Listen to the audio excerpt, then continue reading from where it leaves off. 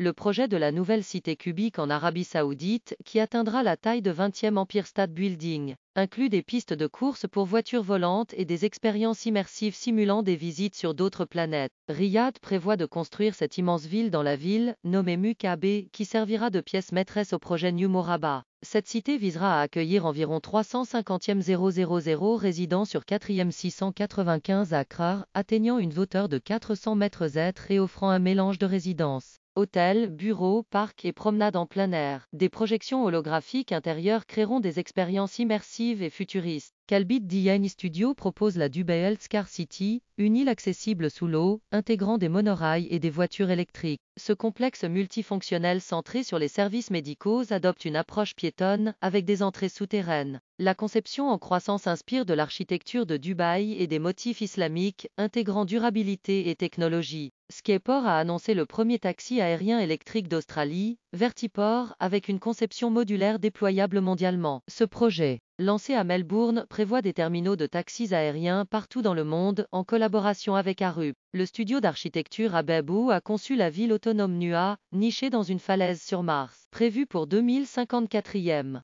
Cette colonie permanente pourrait accueillir 250 000 personnes, utilisant des matériaux martiens pour une durabilité totale. Le fondateur Alfredo Muoz estime que la colonisation de Mars est réalisable ce siècle, offrant plus de potentiel que la Lune en raison des ressources disponibles. Le cabinet d'architectes Zaha Hadid et Archegenda ont lancé Metrotopia, un centre de communication virtuelle dans le métavers, offrant des expositions interactives. Zubeida Ahmad a conçu l'iconique Villa, une maison futuriste accessible par avion ou aéroglisseur, reflétant les changements de style de vie attendus. Calbo Studio a dévoilé des gratte-ciel absorbant les tempêtes de sable à Dubaï, intégrant créativité et technologie pour répondre aux défis environnementaux. Valise Architecto a conçu l'hôtel Verona à Tulum, Mexique, fusionnant nature et architecture dans un complexe résidentiel et commercial en harmonie avec la jungle environnante. Oma et Boru Appel ont présenté le district sanitaire d'Alden à Doha, Qatar, utilisant modularité et préfabrication pour une durabilité accrue, avec une ferme solaire et des ressources locales pour un fonctionnement autonome. Snowheader propose Lunar pour le nouveau centre-ville de Chennai à Shenzhen, un projet incarnant l'ère des données, reflétant le passé maritime de la ville et son futur technologique. Les architectes Clairwood van Biervliet ont développé Periscope Reality Displacement, un dispositif d'amélioration de l'espace et de stockage d'énergie, explorant l'architecture périscopique comme batterie gravitationnelle. Le cabinet Zaha Hadid a conçu le stade international de football de Xi'an en Chine, d'une capacité de 60 000 places, accueillant des tournois nationaux et internationaux, des spectacles et des événements culturels, avec des façades ouvertes intégrant des espaces publics. Enfin, le gouvernement de l'État de Penang, en Malaisie, a organisé un concours remporté par le projet Biodiversity de Big.